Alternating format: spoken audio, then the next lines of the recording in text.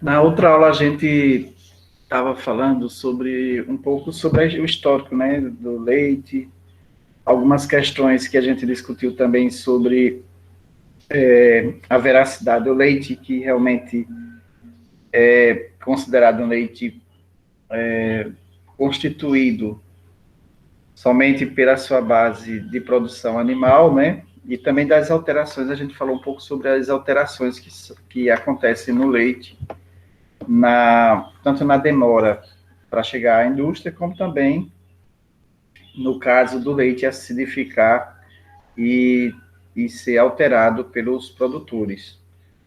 Falamos um pouquinho também da importância de que várias pessoas que tenham pequenas produções, elas se juntem, né, como cooperativa, associação, qualquer coisa desse tipo, para que seja possível ter os tanques de expansão.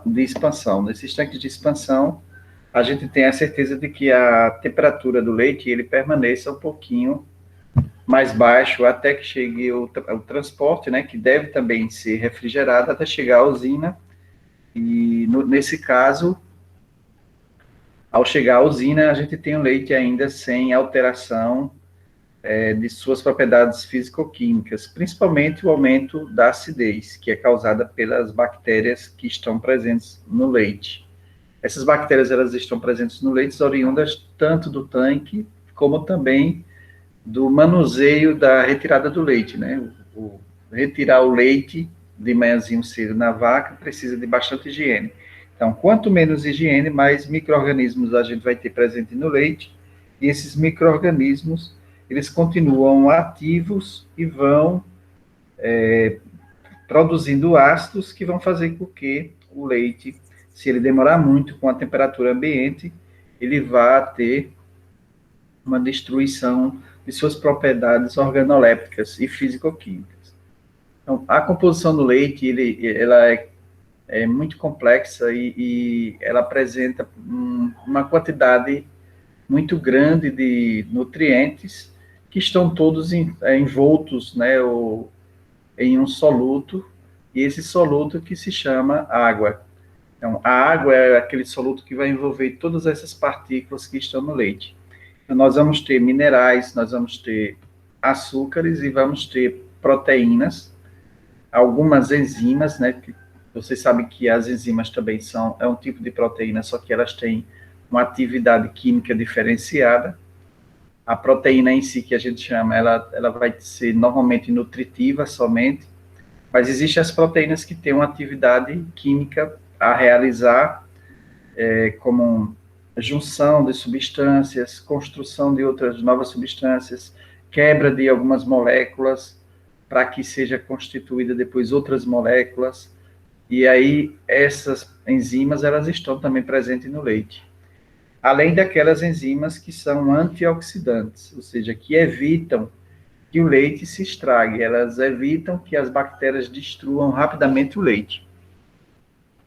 Então, na complexidade, o leite apresenta os seus principais componentes distribuídos no meio aquoso, formando, ao mesmo tempo, uma solução verdadeira, representada pelos sais e a lactose. Essa solução verdadeira, esses sais que a gente fala, no caso, são os minerais em geral, a lactose, que é o principal açúcar do leite, uma dispersão coloidal constituída pelas proteínas. Aí, nessas proteínas, a gente tem a principal proteína em maior quantidade é a caseína, e uma emulsão envolvendo a gordura. Então, a gordura também, que é muito importante no leite, embora a gente tenha o leite também desengordurado ou desnatado, mas mesmo desnatado, ele tem um pouquinho de gordura para manter a estrutura do leite, porque se você tira 100% da gordura do leite, ele vai quebrar, né, sua estrutura de formação. E aí nós temos, dentro dessas gorduras, ou envolvidas nessas gorduras, as vitaminas. Os demais componentes menores, tais como vitaminas e alguns radicais, se encontram desenvolvidos no meio aquoso ou algum dos seus componentes principais. Bom, a gente já estudou em TPA1 que existem as vitaminas hipossolúveis e hidrossolúveis. Então, no leite, na gordura do leite, nós temos as lipossolúveis. De um modo geral, a composição básica do leite é a mesma. mesmo seja qual for a origem, mas a porcentagem de cada um dos componentes principais varia muito. Essa variação, tá, até no texto a gente está dizendo que varia muito, mas, na verdade, o que mais varia no leite, ou poderíamos dizer que o principal conteúdo que tem variação é a gordura. Os demais são mais ou menos estáveis. Então, a origem do leite, se a gente muda de raça, né, ou de animal, a gente vai ter uma diferença grande entre quantidade de gordura, quantidade de proteína. E se a gente pensa também o leite como sendo o colostro e o leite verdadeiro, né, o leite final, o leite no início da lactação, o leite no meio da lactação e o leite no final da lactação também tem variações. Mas, no geral, o conteúdo do leite ele é o mesmo, tá certo?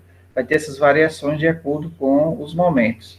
Esta variação é mais marcante de uma espécie de animal para outra ou em função da maior ou menor necessidade nutritiva do recém-nascido, existindo inclusive uma relação proporcional entre a composição do leite e o número de dias gastos para que o novo ser duplique o seu peso ao nascer.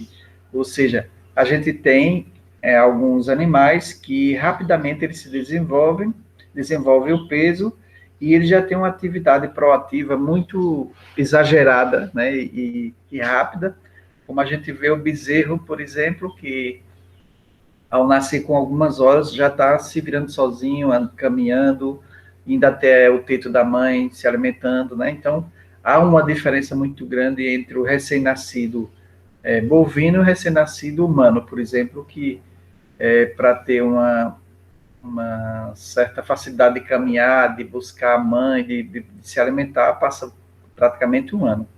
Então, a gente tem uma diferença muito grande aí, nesse caso, entre um e outro. Eu passei aqui o slide sem querer. Em relação à proteína, principalmente o leite humano, é o de mais baixa porcentagem, o que coincide com a grande dependência do recém-nascido, que leva cerca de 6 meses para duplicar o seu peso inicial. Bom, além das suas atividades, essa característica também, né? A gente vê a maioria dos animais, com 6 meses, eles já duplicaram o seu tamanho. A gente vê, no caso, os caninos, os coelhos, por exemplo, a gente vê que em algumas semanas eles já duplicaram, né? E em meses eles já estão adultos, também pelo tamanho do corpo. Mas essa atividade de desenvolvimento, de duplicação das células, ela é muito mais ativa nos animais menores ou maiores, mas que têm uma maior quantidade de proteína no leite. Então, o leite desses animais, eles já têm uma quantidade concentrada de proteína, de gordura, de vitaminas, de tudo, no geral, que é bem maior do que do ser humano. Na evolução, a gente sabe que os primatas, né, tanto o ser humano como macacos também, que a gente também tem uma origem lá ancestral de cordata nesse grupo. Não quer dizer que a gente veio do macaco, né? Que muita gente diz essa frase aí, que o homem veio do macaco. Não é assim. A gente teve uma origem na mesma linha, né? Mas não quer dizer que a gente veio, se deram macaco, como naquele joguinho lá da feira, das festas, né? Que vira um macaco, fica cabeludo e vira macaco. Não existe isso. Então, a ideia não, a dificuldade de desenvolvimento, ela é a mesma pela origem, né, do ser humano, pela origem dos primatas também. Então, as origens fizeram com que a mãe, os pais, no geral, eles tivessem um cuidado com o recém-nascido muito grande, né, e esse cuidado ele foi transferido, né, durante gerações e milhares de anos até a gente chegar hoje.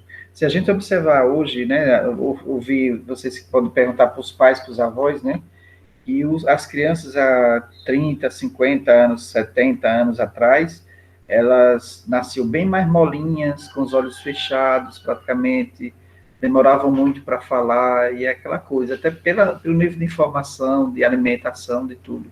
Então, hoje a gente já vê, tem até um desenho que eu acho engraçado, que o menino sai da mãe e já toma o celular do médico e e entra no YouTube, né, vê um filme, como é que corta o cordão umbilical, e aí pega a tesoura do médico e corta o próprio cordão, e parece que é mais ou menos isso, né, as crianças com alguns meses já estão observando o celular, já sabe se você der um celular, não sabe falar, mas sabe onde liga, para que serve, já bota aqui para dizer arro, né, e assim vai. Então, existe uma atividade bem maior do que era com as crianças de 50, 70, 80 ou 200 anos atrás. Então, quanto mais os seres vão ficando mais independentes, mas eles têm que se virar, eles têm essa proatividade, esse desenvolvimento mental. E não só do ser humano, mas também dos animais. A gente sabe que hoje os animais não têm acesso às tecnologias para eles fazerem as coisas, né? Tem alguns até que fazem, mas eles têm uma esperteza muito grande pela quantidade de informação que chega a eles também, diariamente. Ô, professor, Oi. estava falando aí que a gente veio senhor não, né? Pela teoria que a gente é descendente do macaco, mas com o consumo de proteína, nosso cérebro começou a se desenvolver e essa teoria cai por terra porque os macacos não conseguem nem falar, nem ter um raciocínio lógico como a gente tem, né? Não, assim, não cai por terra, nem a gente é direto, isso é uma outra aula que é a lei de Darwin, né? Então, existe a teoria de Darwin, que ele provou, inclusive, tem várias provas em relação a isso. Não quer dizer que a gente veio do macaco. Geneticamente, hoje, a gente tem como fazer dos cromossomos, a partir dos cromossomos, saber de onde partiu aquele cromossomo, a origem. Inclusive, esse teste é feito pelos dentes da gente, né? Os ossos da gente, eles têm informação de onde veio a alimentação. Se a gente pegar o dente de qualquer pessoa e fazer análise, vai saber onde você comeu, o que você comeu e de onde foi a origem do seu alimento, entendeu, Caio? Então, o homem, ele... Lá em TPA1, a primeira aula de TPA1, a gente discute um pouco sobre isso. O homem, ele ainda não era homem, era chamado de pré-hominídeo, né? Ou seja, eram chimpanzés grandões lá que grupos continuam do mesmo lugar, grupos foram extintos, né? Existem as brechas entre as espécies, e grupos também se desenvolveram porque saíram daquela condição de estar pendurado nas árvores e foram para as pradarias para buscar alimento. E nisso aí foram ficando eretos e vai se desenvolvendo.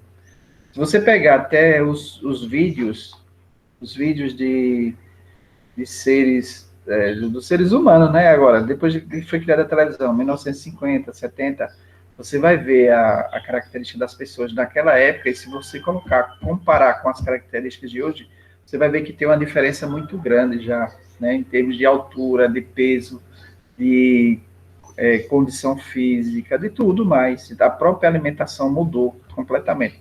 Os últimos 50 anos fez com que a nossa alimentação mudasse completamente. Então, imagine 3.000, 4.000 anos atrás, 5.000 anos atrás, né? E aí, 100 mil anos atrás, quando os primeiros homens começaram a ter essa característica humana. Então, as condições de frio, de passar fome, quer dizer, há 30 mil anos atrás, o homem só chegava no máximo a 30 anos, era velhíssimo com 30 anos, né?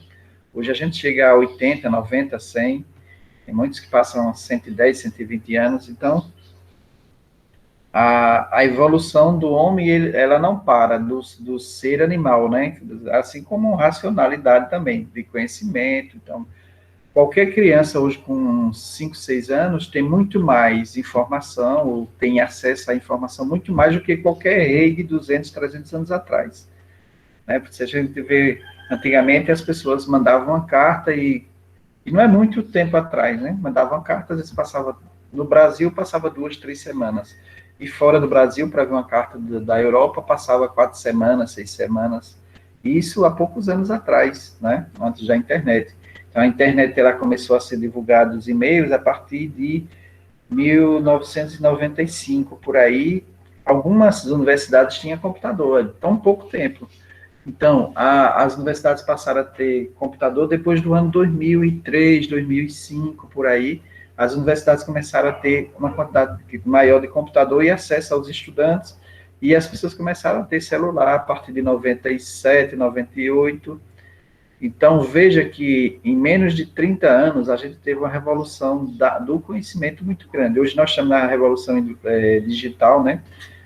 A revolução da industrialização, mas tudo isso fez com que mudasse muita coisa. Vocês estão vivendo agora numa geração mais nova que tem um acesso muito grande à informação, mas isso não foi sempre assim, né? Muitas pessoas nasciam, digamos aí, em Santana do Ipanema, e nasciam e morriam e nunca conheciam Maceió, o Delmiro Gouveia, o Olho d'Água das Flores. Elas nasciam e morriam aí no sítio e ficava aí mesmo. O acesso ao transporte já foi muito difícil, o acesso a tudo foi muito difícil. Eu falei na outra aula até que em 1970, na seca de 70, as cidades do sertão nenhuma tinha água encanada. Então, quando tinha seca, era seca mesmo. Então, não era que era mais seco do que hoje. A seca hoje é pior do que era nos anos 70, 60. Mas só que hoje as cidades têm carro-pipa, tem água encanada, tem adutora, né? Então, as facilidades, elas são bem maiores. E por isso a gente tem uma outra posição. Bom, isso não quer dizer que o que a Bíblia também coloca, que o homem foi criado através de Adão tal, tudo isso é a criação, né, que tem na Bíblia, ela não desmente, eu vejo, né, como eu vejo, tem muita gente que pensa assim também, tá certo? Só sou eu não. A ciência, ela tá para explicar o que Deus criou. Eu vejo dessa forma. Por mais que se estude, a gente não consegue desvendar todos os mistérios que tem na formação da natureza, né? Hoje, com toda a tecnologia, a gente está descobrindo como funciona a pele, o que é o vírus, como funciona o vírus, a Covid, a transferência. Mas a gente está estudando uma coisa que foi criada há milhares de anos atrás, tá certo? Então, não é a mutação de tudo, então a mudança dos genes.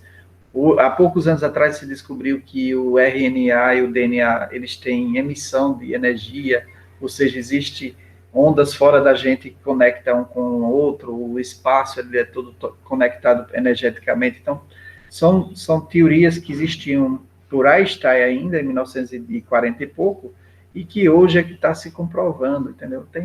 Então, por mais que a gente estude, a gente apenas tem conseguido explicar o que foi feito, né, por esse grande arquiteto Deus que construiu tudo. Eu vejo dessa forma, tá certo? E a gente dizer que a gente já teve um corpo diferente, não quer dizer que eu estou negando que Deus existe, não, né? Isso não, entendeu, Caio? A ideia é que... Eu entendi, professor, entendi. Que há uma evolução. Essa roupa que eu estou vestindo hoje, se eu chegasse com essa roupa há 500 anos atrás, iam dizer que eu era um extraterrestre, né? Porque uma roupa totalmente feita de malha, com pontinho pequeno, sei lá. Então, é tudo. O óculos mesmo, vocês lembram que aquele óculos era duas rodinhas que botava assim em cima, isso em 1800. E antes o povo morria, ficava cego mesmo. Depois dos 20 e poucos anos, quem tinha problema de vista ficava sem ver mesmo e ficava cego e tchau. Não tinha... O que o senhor está dizendo aí com essa evolução que teve, não tem nada a ver, mas é o que foi mostrando na realidade. Tem uma novela chamada Cabocla, que a gente assistia, meu pai, que a gente é noveleiro. Uma novela antiga de coronel, como era funcionava o coronelismo e tal. E lá aparece também a realidade de como antigamente era a tecnologia. Para você fazer um exame, naquele tempo teve um surto de tuberculose, para você fazer um exame tinha que ir até uma cidade vizinha, ou se não para o Rio de Janeiro, que era a capital, né? Para poder fazer um exame, para poder você estudar, para poder você fazer qualquer coisa de evolução, tinha que ir para outra cidade, se deslocar. Aí chegava os filhos dos coronéis que estavam na capital fora e já ia passando outra realidade para aquele povo. Aí eu achei interessante porque isso realmente existiu, né? A adaptação de novas tecnologias foi muito importante para a evolução do homem. Porque senão a gente atualmente muito retrógrado, não sabia nem como era a composição do leite, como era a composição da carne, como uma casa era levantada, como a estrutura era toda feita, entendeu? Eu vejo como importante essa evolução que teve. Ok. É isso. Você falou aí na tuberculose, realmente, você veja que A peste negra em 1700 e pouco dizimou, né? Um bocado de gente, em 1720. Hoje a gente está lutando com o Covid, que todo mundo achava que não, a tecnologia sabe de tudo, mas aí chega um vírus que é superior a todo conhecimento e tem que ser descoberto, assim como H1N1, como a tuberculose, que é uma bactéria que era bem mais simples, mas não existia antibiótico, né? Não existia. Então, com o desenvolvimento do antibiótico, houve aí 50, 100 anos sem nenhum problema. Hoje, não se divulga muito, mas tem várias bactérias que nenhum antibiótico consegue controlar. Então, muita gente ainda hoje morre no hospital porque não tem antibiótico que mate bactérias que são resistentes, as bactérias super resistentes que chamam, né? Mas são bactérias que já se adaptaram, porque há uma evolução, toda evolução. Desde os micro-organismos, a gente está se adaptando, a gente está evoluindo, sempre constante evolução. E isso vai sendo transferido para os nossos DNA, RNA e das plantas também, das plantas, dos animais e tudo. É tudo uma constante evolução, tá certo? E professor, já lhe interrompendo, licença.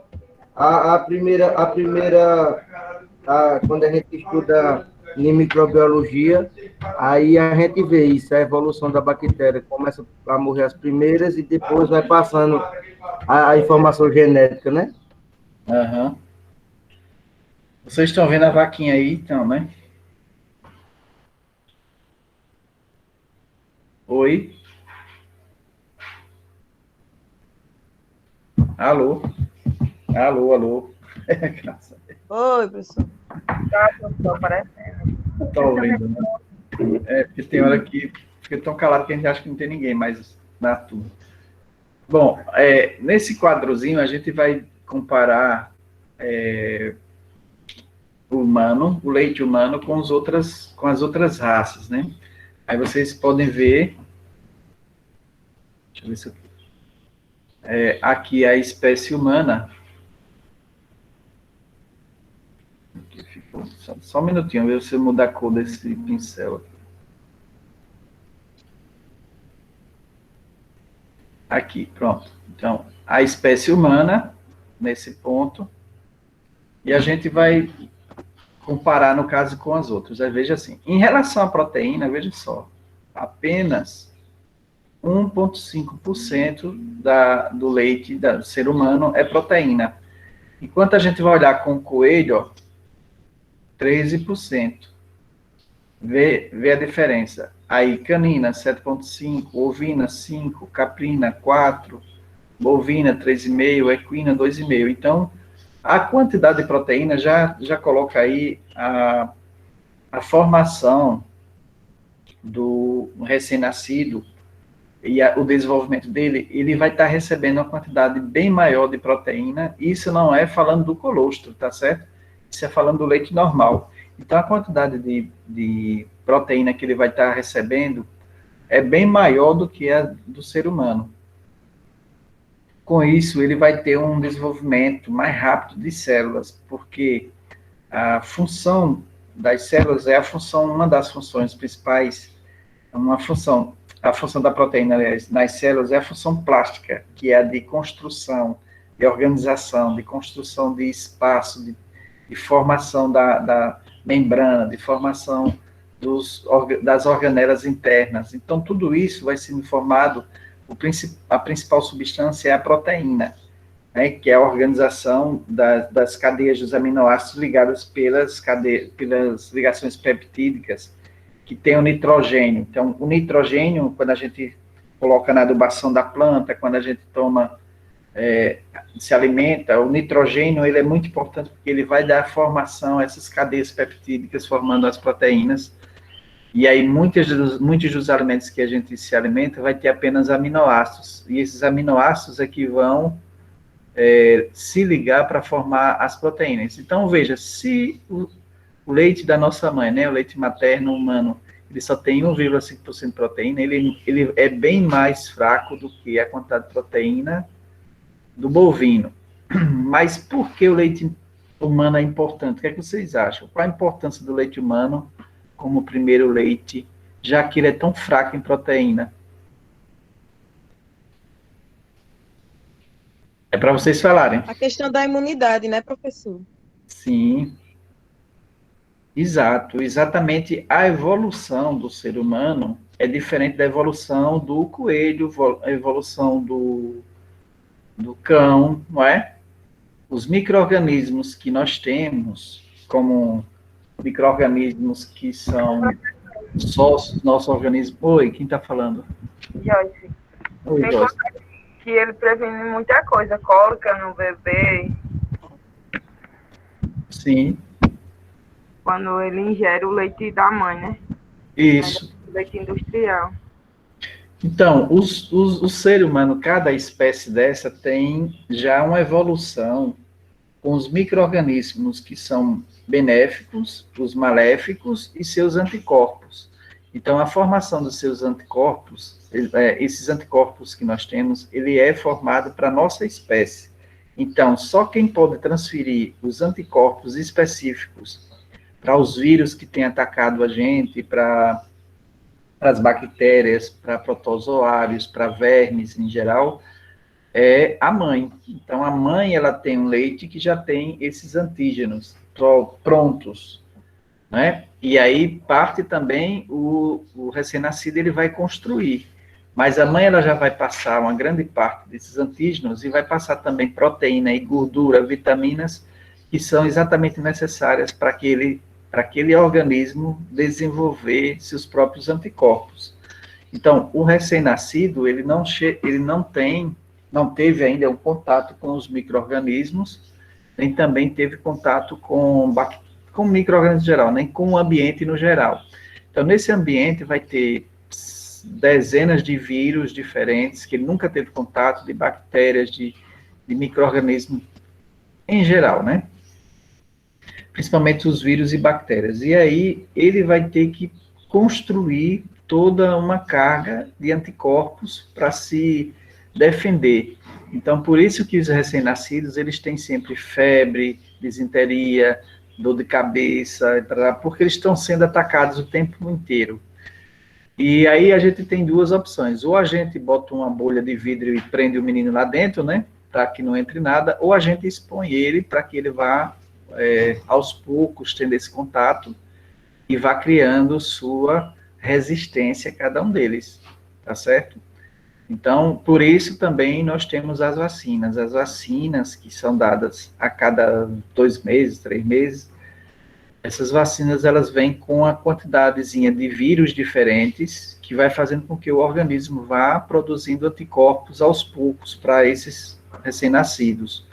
Também a gente não pode pegar uma criança recém-nascida e levar, porque é errado isso também, né? Levar para um show de sertanejo aí, que tenha milhares de pessoas, cada um com um vírus diferente, um monte de vírus diferente.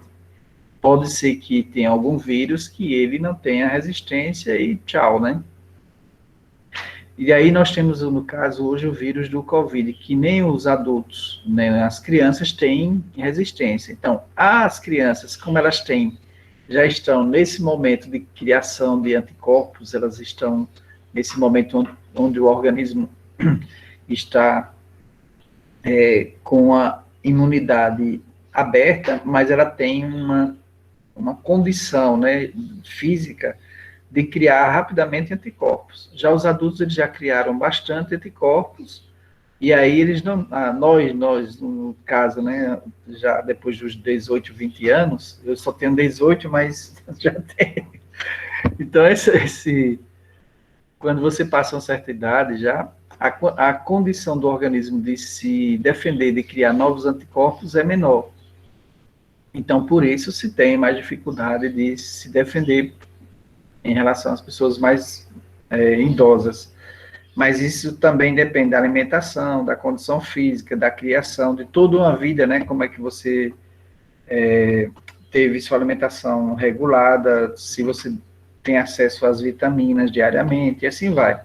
Então, a condição física, ela é um todo, quando a gente olha em relação à genética, né? A sua formação genética, DNA, RNA, que vem já desde os tataravós, de 35 gerações para cá, mas é também um resultado daquela condição diária nossa. Pode ser que hoje eu esteja com todos os meus nutrientes acessíveis a formação de anticorpos, mas pode ser que eu não tenha nenhum, ou esteja completamente fragilizado.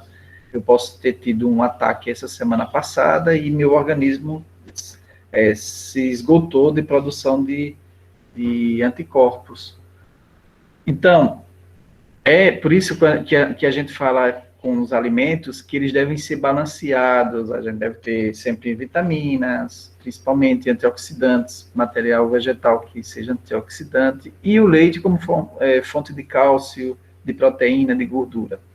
E quando as pessoas dizem que o leite faz mal, pode fazer mal, pode ser alérgico para algumas pessoas, mas ele pode fazer muito bem quando é para fornecer nutrientes para o ser humano. Então, tem essas duas lógicas que a gente tem que analisar, né?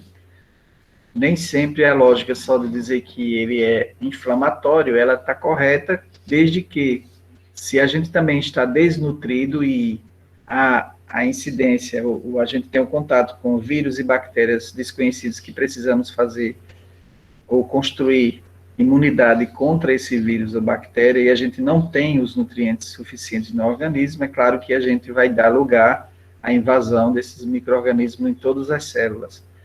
Bom, e aí nós temos os de invasões, no caso pela pele, de invasão pelo sistema respiratório, por todos os sistemas em geral. Então, o leite, ele passa a ser uma fonte de nutrientes para que o nosso organismo tenha condições de reagir em relação aos invasores, no caso, os micro-organismos.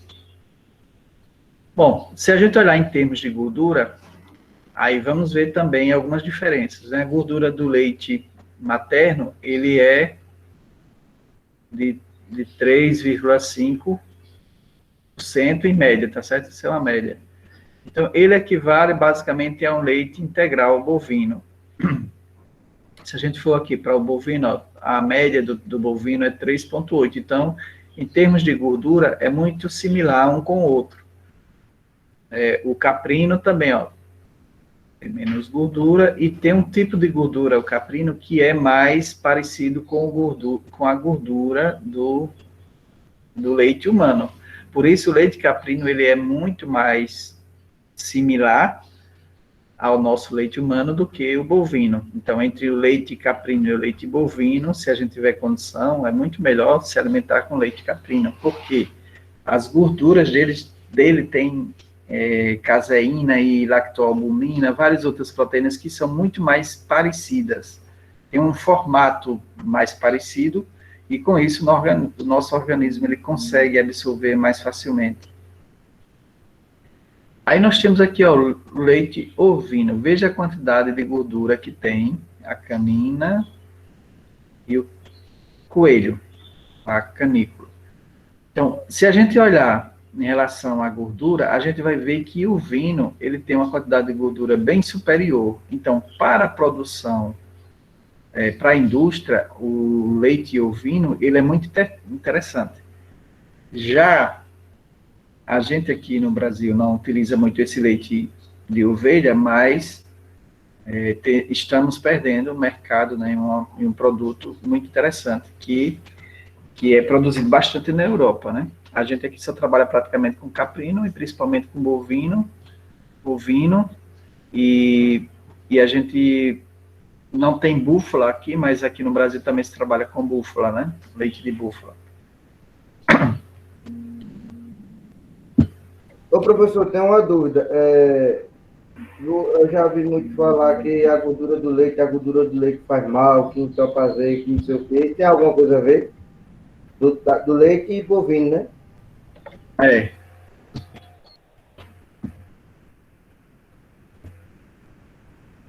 Deixa eu voltar aqui, viu, Caio? Aqui. Olha, a gordura, nosso organismo, ele produz o colesterol, 70% do colesterol. É o nosso próprio organismo que produz. Não é que a gente está comendo muita gordura.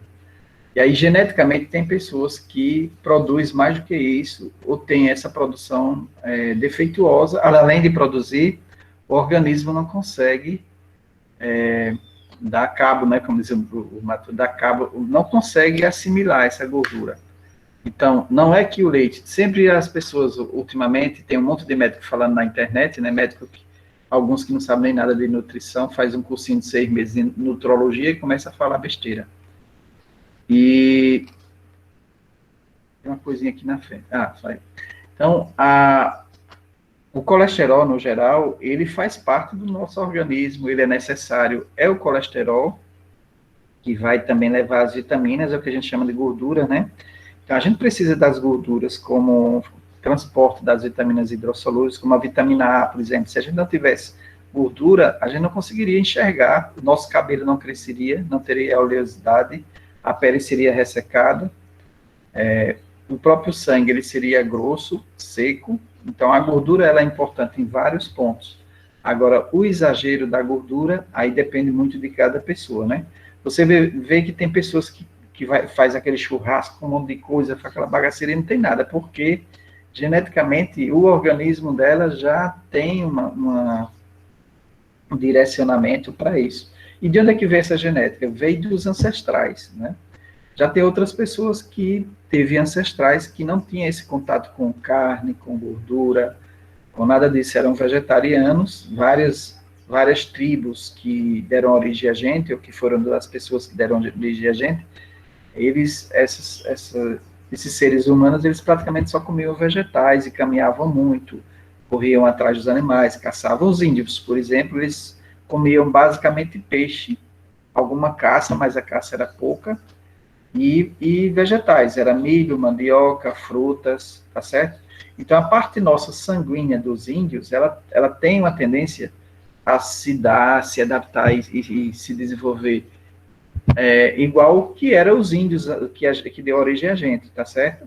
Se a gente teve uma origem mais europeia do norte, então a gente já é descendente daquele povo que comia muito porco, muita carne, que passava muito frio, então precisava de muita gordura no organismo para resistir ao frio.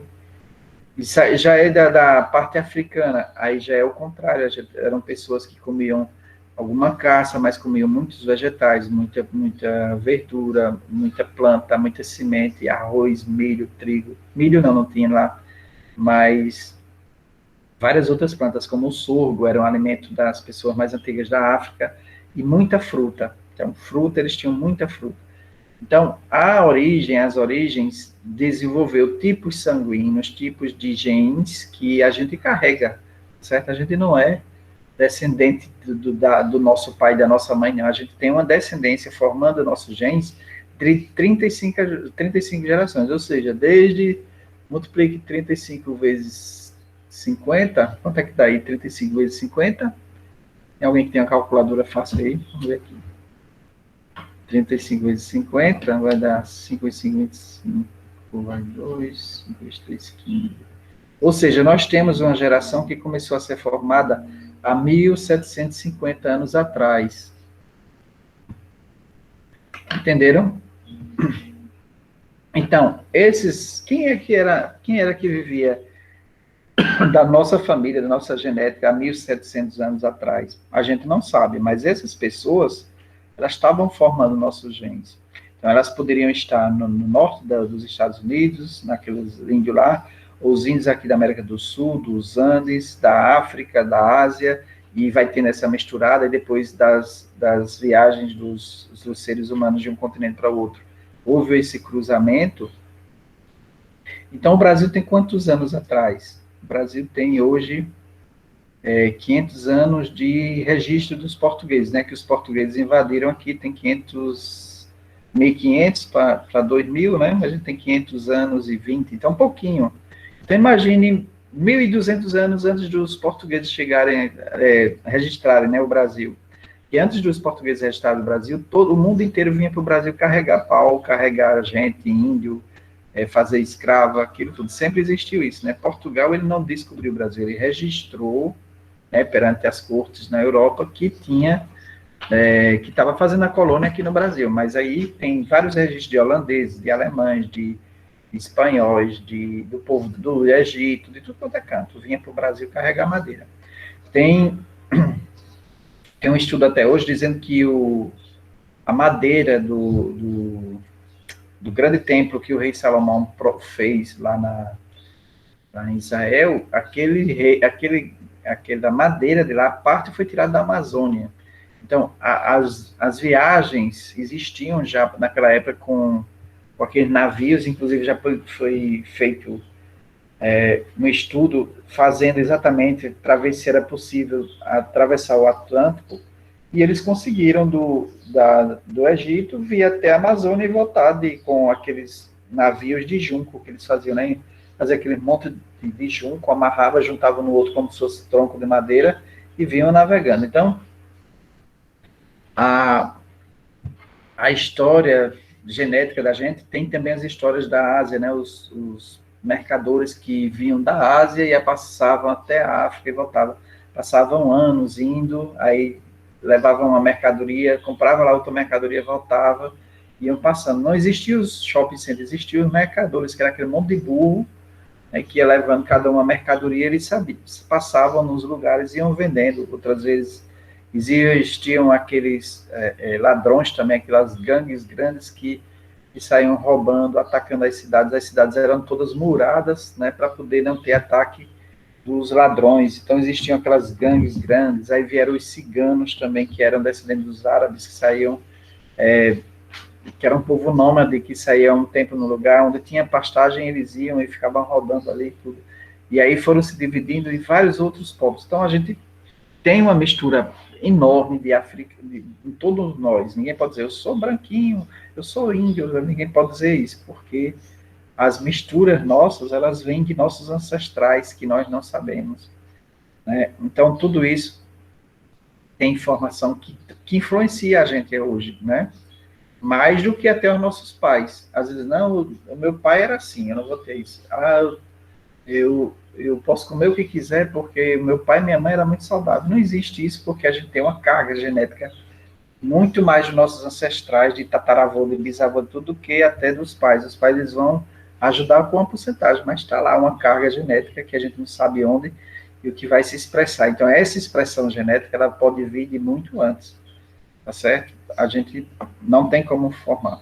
Bom, voltando aqui à nossa aula, a gente vai ver que, em termos de gordura, existe uma diferença muito grande entre os leites. E aí a gente olha agora para a lactose, né?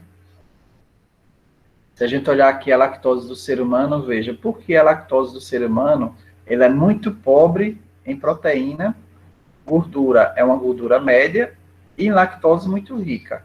O que é lactose? O que é lactose no leite? O açúcar do leite? O açúcar do leite.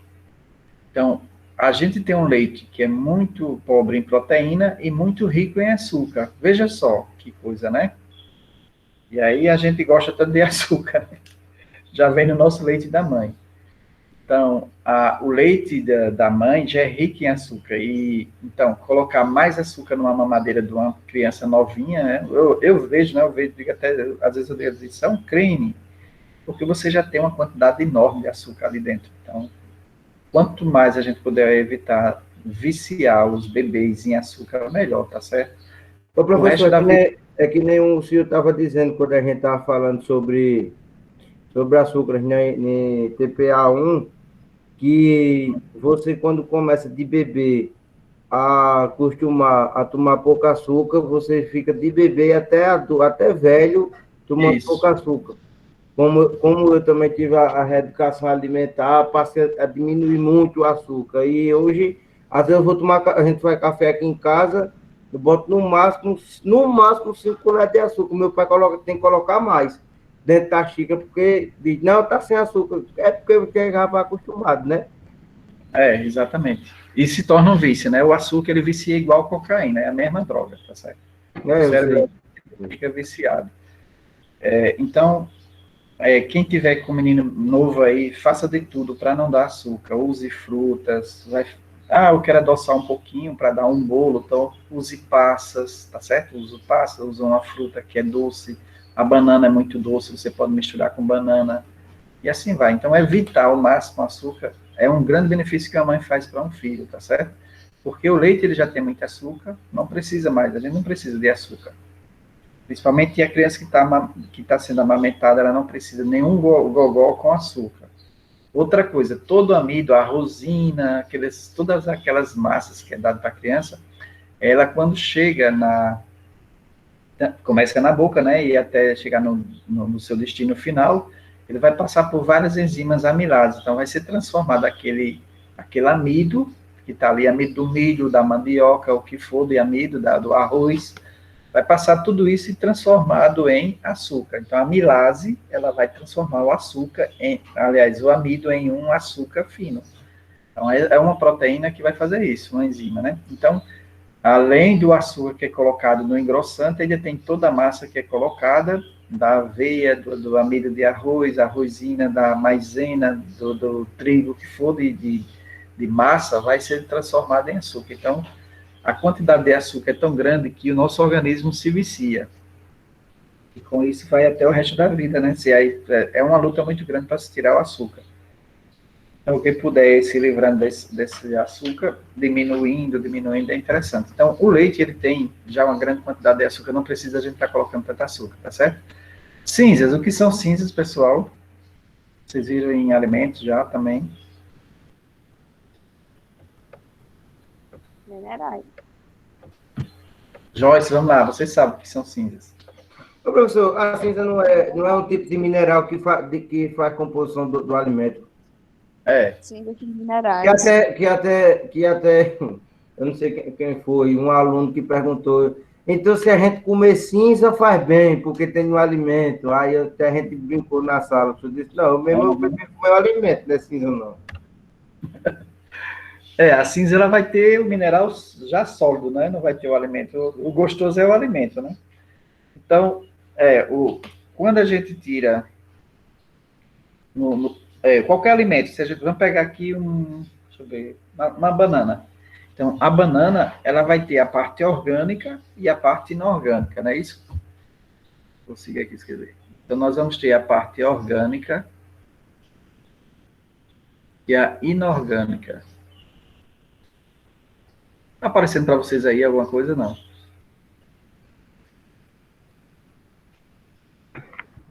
Professor. Pronto, então a parte orgânica e a parte inorgânica. Então, a parte orgânica, toda essa parte aqui, quando a gente vai fazer análise no laboratório para saber a quantidade de minerais, a gente coloca na mufla, não é isso, Joyce? Aí, na mufla, ela vai ser aquecida a 600 graus durante 3 horas. Então, quando é aquecida a 600 graus durante 3 horas, queima toda a parte orgânica, só fica a parte inorgânica. Então, a parte inorgânica são os minerais.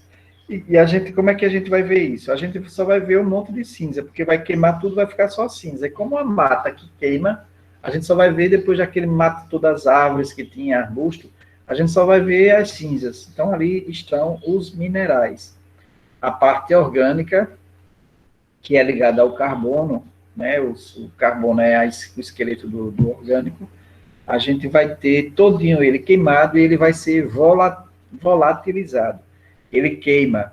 Já a parte inorgânica, ela não queima. Então, com a queima da parte orgânica, vai restar apenas a inorgânica. Então, ali naquelas cinzas estão os minerais que estavam presentes naquele alimento.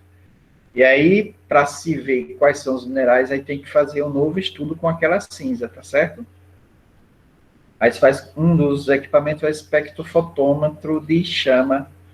Esse aparelho, espectrofotômetro de chama, ele vai dar mais ou menos a onda, é jogado um foco de luz na cinza, é feito pequenas amostras, é jogado um feixe de luz, e a refração dessa luz vai dar mais ou menos os comprimentos de onda que tem naquela eletrosfera daquele elemento ali. E aí, com esses picos, né, de eletrosfera, aí se tem mais ou menos o tipo de mineral que está ali presente, tipo e quantidade. Então, o refratômetro ele vai dar aos picos, vai dar a quantidade e qual tipo, né, de mineral. É muito complexo essa parte, porque a maioria dos equipamentos só vai analisar alguns. Outros é feito por titulação, é colocado a cinza, misturado, que é feita titulação e vai dando a quantidade de enxofre, por exemplo, de potássio espectrofotômetro, fósforo, por exemplo, é por titulação, e assim é feito as análises de solo, de planta, o que for, para ver a quantidade de minerais, certo? É pelo espectrofotômetro de chama, o iônico também, tem o que é iônico, e tem outros aparelhos hoje que é feito uma nuvem, e nessa nuvem é lido o que está lá presente, ou seja, transforma a substância em gás, ela é dissolvida, transforma em gás, e dentro desse gás o aparelho vai ler quais os elementos, né, que estão ali dentro. Bom, por último, a gente vê a questão de umidade, né, a água no leite. A gente vai ver aqui que o leite humano, como ele vai ter pouco proteína, gordura, médio, mais açúcar, a gente vai ter uma quantidade de 87% de água. Já equino, 89% de água, um pouquinho mais de água, e assim vai. Mas existe um certo equilíbrio perto dos 80%, ó, veja que quase todos aqui estão nos 80% de água. 80 alguma coisa, até quase 90% dos equinos. E aqui canina e canícula, como eles têm muita proteína e muita gordura, então a quantidade de água vai ser menor. Bom, essa parte que nós chamamos que são sólidos, a água aqui no canícula tem 68%, então é a parte líquida, então nós chamamos de fase líquida. E a parte que sobra aqui para chegar aos 100% é a chamada de fase sólida. Então, a fase sólida do leite, ela também pode ser dividida. Então, essa fase sólida, ela é formada por quê? Se a gente fosse olhar aqui, essa fase sólida, ela é formada por minerais, né, que são as cinzas, pela lactose, são os açúcares, pelas gorduras e pela proteína. Então, nós chamamos esses essas partes sólidas que nós nos alimentamos, nós chamamos de sólidos, tá? Sólidos do leite. E aí nós temos, dentro dos sólidos do leite, a proteína, a gordura, a lactose e as cinzas. Então, para a produção industrial, eu tenho que saber, no caso, a gente estuda mais o bovino, né? Então, aqui para o bovino, se eu tenho 87% de água, o restante desses sólidos que estão no leite, nós chamamos de sólidos totais. Então, uma das análises que nós fazemos no leite quando chega na indústria é a quantidade de sólidos totais, ou seja, parte do leite é água. Então, a água, eu faço queijo com a água do leite? Consigo fazer queijo? Não. Faço manteiga com a água do leite? Não. Então, o que é importante para a minha indústria em relação ao leite? Os sólidos. Sólidos totais, né? Que é onde você vai produzir fazer a produção dos derivados, né? Isso. Então, os sólidos totais, eles são muito importantes para a produção industrial do leite, porque é a partir dos sólidos do leite que nós vamos produzir o queijo, iogurte, a manteiga, o achocolatado, a bebida láctea, e assim vai, né? Os diferentes tipos de queijo. Então, os sólidos totais são muito importantes, é um das análises que é importante dentro da tecnologia do leite.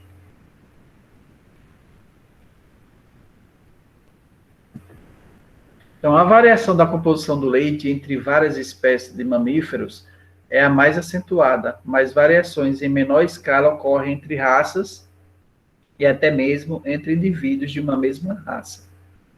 Podem ainda variar com o estado de saúde, com a idade, com o tipo e qualidade da alimentação, com o período de lactação e com a ordenha. Então, existe, além de ter entre as espécies que a gente viu, dentro da espécie bovina, por exemplo, a gente vai ter, ou da ovina ou caprina, a gente vai ter também essas variações individuais, né? Então, uma raça dentro da bovina, por exemplo, a raça Jersey, ela tem uma característica de produzir uma maior quantidade de gordura do que a holandesa, por exemplo, do que a anglo-nubiana, Agi, tá certo? A anglo-nubiana, né, dos caprinos também tem uma característica de ter uma quantidade de gordura maior do que a Sane, e assim vai. Então, existe dentro da raça também característica da própria raça de produção de maior gordura.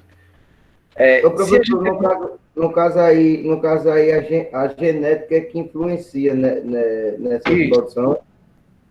A genética e a genética já da raça, né? Porque aí, entre os indivíduos, a gente sabe que eles se dividem também em raças. Aí, o que são essas raças? São características de sua origem ancestral. O que eu estava falando antes, que o que define hoje a nossa genética não é só o pai e a mãe, é toda uma ancestralidade que formou o indivíduo. A mesma coisa para os animais, né? Então, a raça Jersey, ela foi formada em um ambiente onde ela precisava de muita gordura, um ambiente frio, né? A raça Jersey é de onde? Da Suíça, da França, daquela região dos Alpes, aquela região alta, montanhosa e fria, que tem um animal pequenininho e que produz bastante gordura para sobreviver, né? Porque a gordura, ela quem vai fazer essa capa, vai dar essa capa para a estabilidade térmica do organismo, né? Então, como o suíno tem aquela capa de gordura em cima do dorso, exatamente porque é um animal do frio. E aquela capa protege ele do frio. Pode chegar a 40 graus negativo, o porco tá nem aí, né? Tá correndo para cima e para baixo, dentro da neve, na lama, em qualquer lugar. Ele não sente frio, ele sente calor. Exatamente por causa dessa capa de gordura que ele tem. As vacas também, entre a pele e a carne, ela vai ter uma capa de gordura. E essa capa de gordura vai dar uma proteção contra o frio. Então, quanto mais o animal foi desenvolvido em região fria, mais ele vai ter essa capa de gordura, vai ter uma maior quantidade de gordura no organismo. E quando o animal ele foi criado mais uma região, se desenvolveu, né, seus ancestrais, uma região mais quente, ele vai ter menos capa de gordura para proteger de frio, pelo contrário, ele vai ter muito calor.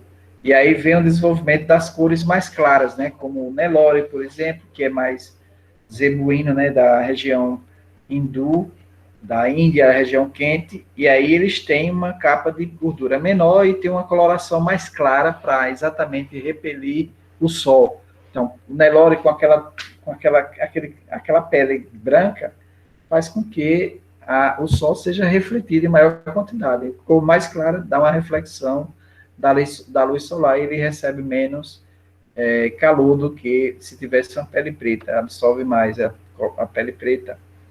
Além de que ele vai ter uma capa de gordura menor e, em compensação, vai ter um desenvolvimento, né, muscular e tamanho bem mais diferenciado em relação a outras raças que são puramente leiteiras.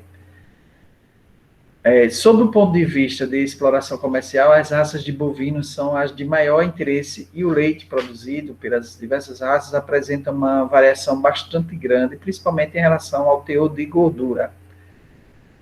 O que a gente viu já ainda há pouco, né? A gente viu em relação a outros animais, mas dentro da raça bovina somente, ou dentro de uma raça, as raças elas vão dar essa variação maior somente na gordura. Já os outros parâmetros, eles são muito similares, praticamente não tem diferença. Considerando-se que há uma grande variação no tipo de gado para exploração leiteira no Brasil, sendo encontradas diferentes raças por sangue, e uma grande gama de cruzamentos diversos. Podemos avaliar a grande variação que pode ser encontrada de uma região para outra e até mesmo de uma fazenda para outra.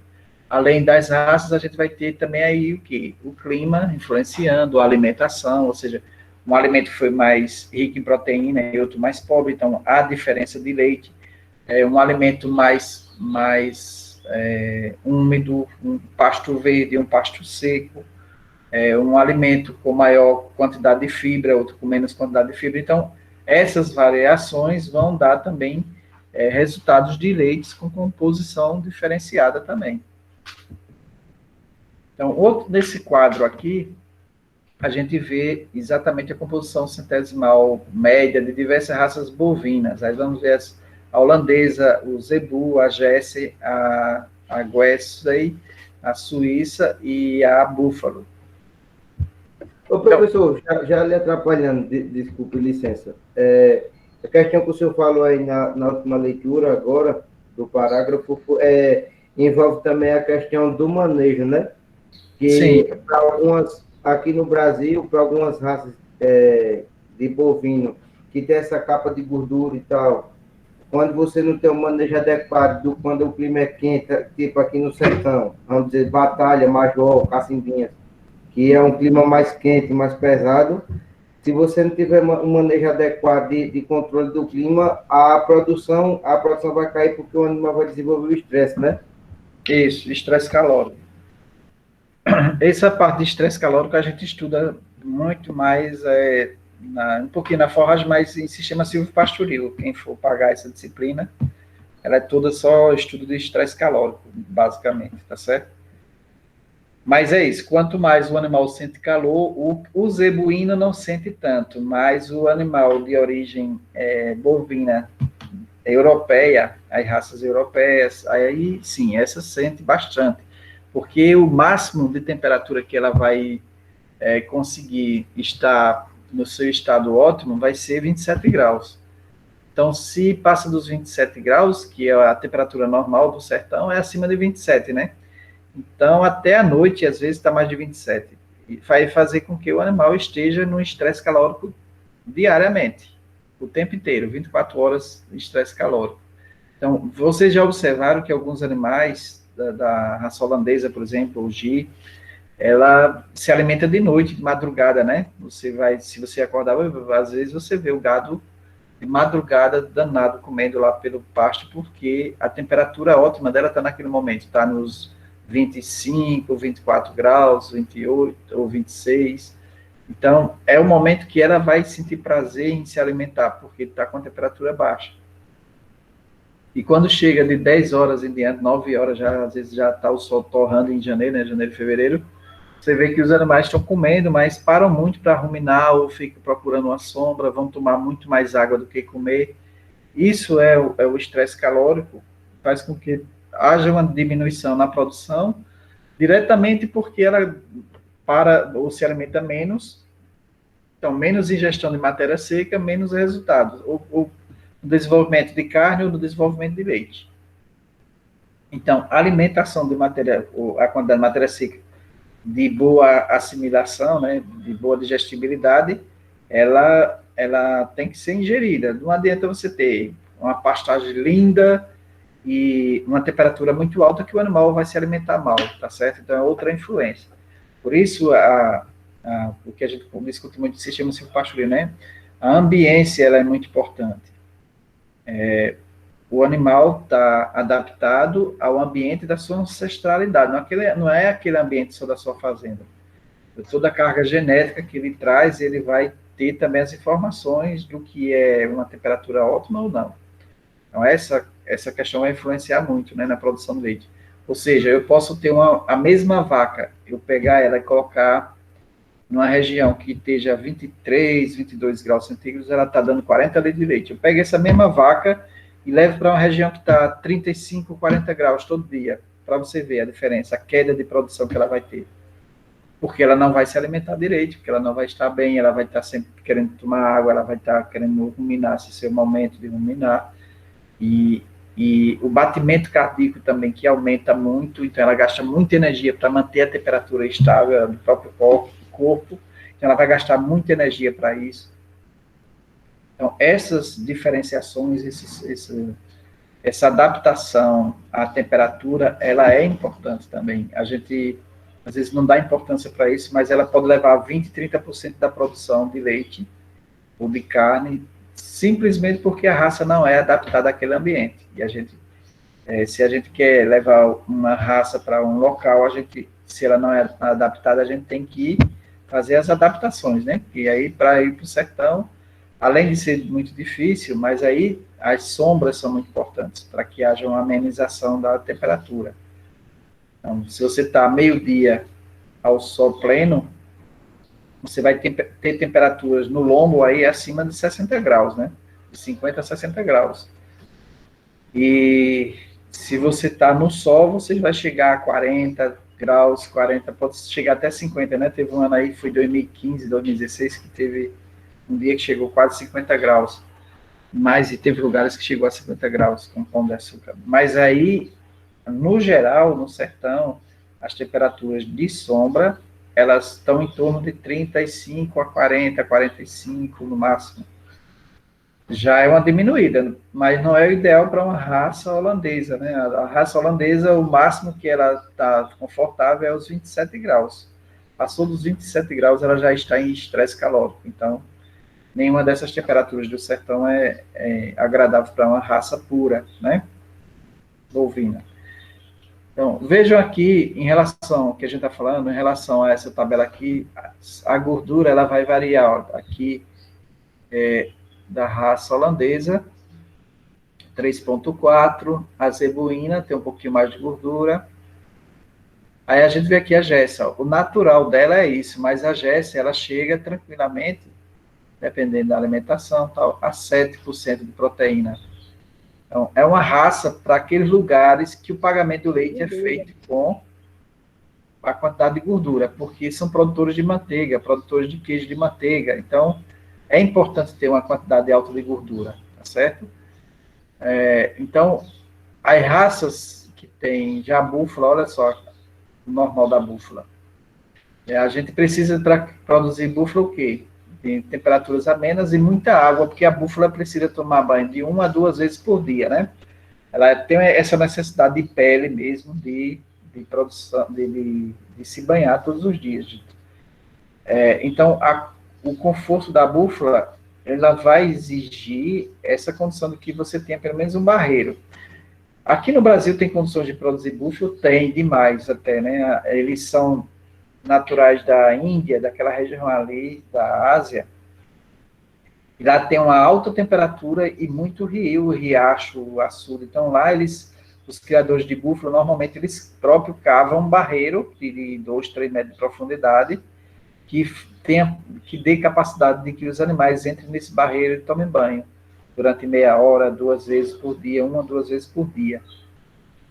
Então, nós temos a condição de temperatura muito mais adequada, eu acho, para a búfala, só que a gente não tem a água, tá certo? Então, se a gente tivesse condição de fazer uma ambiência para a búfala, seria interessante também, em termos de produção de leite, que também tem uma assimilação ao leite de búfala, a quantidade de gordura é alta, mas é uma gordura que é altamente assimilável também.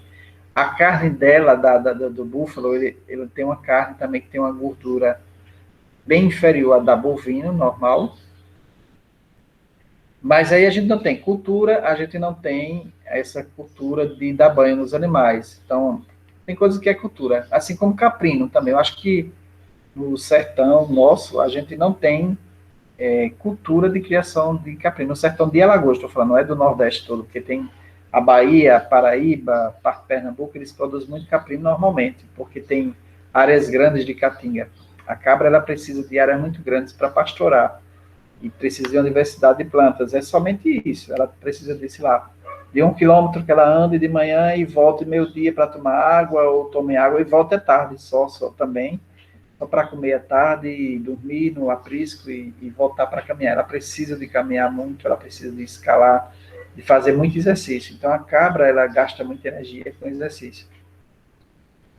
Que é totalmente diferente das vacas holandesas, que são desenvolvidas, as raças principalmente... Cabra é um dia muito difícil de se lidar, Deus me livre. Oi? A cabra, ela é muito difícil de se trabalhar. Quando a gente pensa que ela está no canto, ela está em cima de uma árvore. Exato, mas aí porque a gente não tem área, entendeu? O problema não é ela, o problema é nosso. Nós somos pobres, né? A gente é muito pobre em termos de área, de coisas. Mas vejam o pessoal do Maranhão, do Pará, eles têm os pobrezinhos lá, que tem terra, às vezes tem 30, 40 hectares, né? E os que são médios têm 500 hectares, 300 hectares, é assim. Então, tem gente que tem 3 mil, 4 mil, 5 mil hectares. Então, para eles não é problema, cabra, só tá cabra. Para a gente é. Eles acham que é pouco, né? O problema não é ela, o problema é nosso. Diga aí. Professor, Diga. a Glau tá tentando entrar na sala de aula, não tá conseguindo, não? Ela disse que foi expulsa. Ela foi expulsa, a Gláucia? Foi. Mas, deixa eu parar aqui a apresentação, então. Tá, veja aí. Ela tá tentando entrar. Ela não tem o Gmail, não, é porque acontece que não tem Gmail. Não, ela tava assistindo a aula neste antes. Não entendi, não, peraí. Só saiu e não tá conseguindo entrar mais. Veja aí se o senhor consegue mandar o link lá no grupo pra ela entrar. Tá. O link, você tem um link aí da sala no grupo, eu tenho que entrar pelo celular, porque eu não entro pelo celular, só entro pelo computador. Não tô conseguindo achar o link aqui, não tá aparecendo a câmerazinha mais lá. Sumiu. Espera aí que eu vou tentar mandar aqui. Deixa eu abrir Aí, Caio, por favor. Abrir o WhatsApp no notebook aqui que eu consigo mandar.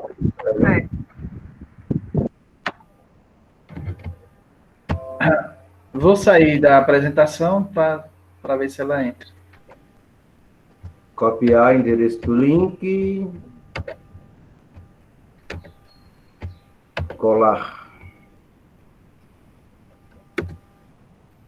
Mandei.